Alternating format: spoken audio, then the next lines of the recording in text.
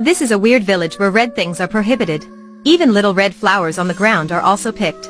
They were never allowed to walk out of the village. If not, their lives would be harmed. The village was surrounded by monsters, who really liked red color. They thought that as long as they didn't leave, the monsters wouldn't attack them. But on that day, their peaceful life was broken. While the guard was watching, he heard weird sound. At first he thought that was his friend. But he then discovered that was a monster. He could only sit quietly and didn't dare move. Suddenly, he remembered about the bell and gave an alarm. The villagers immediately understood and ran home as fast as possible. This is our hero, a bravery man named Lucius. Firstly, he brought the children home. And then helped other women close the doors. Which caused him to not have enough time to hide. In another house, our heroine Ivy was waiting for Lucius. She was blind so she could only raise her arm forwards. She hoped that Lucius would hold her hand. But what she heard wasn't Lucius's voice. A monster in red clothes appearing from afar made Ivy extremely frightened. Right before the monster reached Ivy, Lucius returned home. He grabbed her hand and locked the door. The next morning, there was a red signal on every front door in the village. They held a meeting to discuss how to deal with the monsters. They finally discovered the reason the monster had entered the village was because of Lucius. Because of the lack of doctors and medicine, those who were ill would have to wait for death. Lucius once saw Noah hold the monster's favorite red fruit. Noah had gone to the woods many times, but he wasn't harmed. So Lucius decided to take a risk and leave to buy medicine. He asked for the elders' permission to leave the village. But they turned Lucius down. So once when he was on duty, Lucius went to the woods without permission. After a while walking, he didn't find monsters but discovered the red fruit. The monster's arrival was because Lucius had broken the rule. The people hadn't left the village for years. Because they were told that if they walked out of the village, the monsters would attack them. That night, when a wedding was taking place, the bell suddenly rang. Which meant the monster turned up again. In front of every house, someone killed animals and hung them on the door. At first people thought that was made by wild animals. But the killed animals were hung at such a high place that animals couldn't reach. The elders were very worried because they were hiding a terrible secret. 2 days later, Noah came to Lucius, which made the secret revealed. Noah said he wanted to talk to Lucius. Lucius understood that he wanted to talk about his marriage. The three had known each other since their childhood. Noah had fallen for Ivy for years. Lucius turned around to explain to Noah, but he was stabbed with a knife. Because of love, Noah wanted to kill Lucius. Fortunately, other people saw that and immediately locked Noah in a room. At this time, Lucius was seriously wounded. Ivy was very worried about him, so she wanted to get to the town for medical supplies. Ivy's father was one of the elders. So well did he know his daughter that he decided to let her leave. However, Ivy was blind, so going alone in the woods was very difficult to her. He brought Ivy to a small room. He opened the door and held her hand. With her father's instruction, Ivy moved forwards. I can't explain this, so I let you know the truth. Keep moving, Ivy. It turned out to be the monster's claws.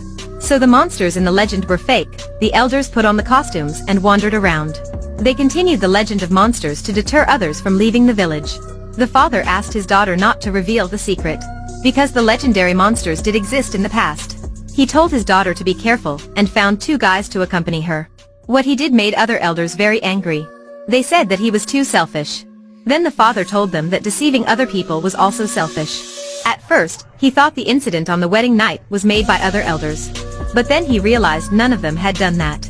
But if it weren't them, who had caused that? Ivy and the 2 men started going past the woods. But because of being fearful of the creatures, they immediately abandoned her. After that, Ivy carelessly fell into a trap. Fortunately, she grabbed a branch. Ivy threw her bag on, and then tried hard to climb up. Ivy's father once said that the monsters were the elders. But legend had it that the monsters really existed, so Ivy was very scared. When she discovered that her yellow coat was covered with mud, she became even more frightened. Because she was told that the monster liked red color, and was scared of yellow things. What's worse, her branch was broken. At this time, there was the monster's sound. She found a stone and threw it away, but it was very quiet. Blind Ivy could only run as fast as she could. Unfortunately, Ivy stopped right at the red fruit tree, which the monster liked. When she turned around, there was the monster's sound. She hurriedly hid behind a tree and hoped that was an elder. When Ivy ran away, the monster also chased after her. Luckily, Ivy was able to keep away from the monster. Just like that, she ran right away until she reached a tree. Then she realized it was where she had fallen down. She stood there and waited for the monster to come. As expected, it found her and was rushing towards her. Ivy tricked the monster, and it fell down to the hole. This monster turned out to be Noah. He found a costume in the room where he was locked and put it on to threaten Ivy. However, Ivy couldn't see that. She still thought that was a real monster. Ivy held a branch and ran away until she found a wall. After a while thinking, she decided to climb over it. Finally, Ivy managed to get to the large street. A young park ranger named Kevin spotted Ivy. Ivy then found out the truth about the woods. The head elder was a professor of American history. All other elders used to live in the modern society. But because they were deceived and lost their faith in human. So they held a meeting and together created an enclosed village. Based on the legend, they made up a story about the monsters. And hoped that their next generation would be able to live in love and peace. That's why Ivy didn't know anything about outside world. However, she didn't have a chance to know more. Because of being blind, she thought Kevin was from another village. Kevin returned to his office to get the medicine for Ivy. When being asked by his boss, Kevin just hid it. So the villagers lost the opportunity to return to modern society. After getting medical supplies, Ivy went back to the village. That Ivy had killed the monster made other villagers believe more in the legend. Lucius eventually survived, and the movie ended there. Will the hope of a world of love and peace come true? The director gave us an O. Do you remember the two guys accompanying Ivy? They were Lucius's good friends and were helped by him. But in danger, they left Ivy alone in the woods to keep their lives.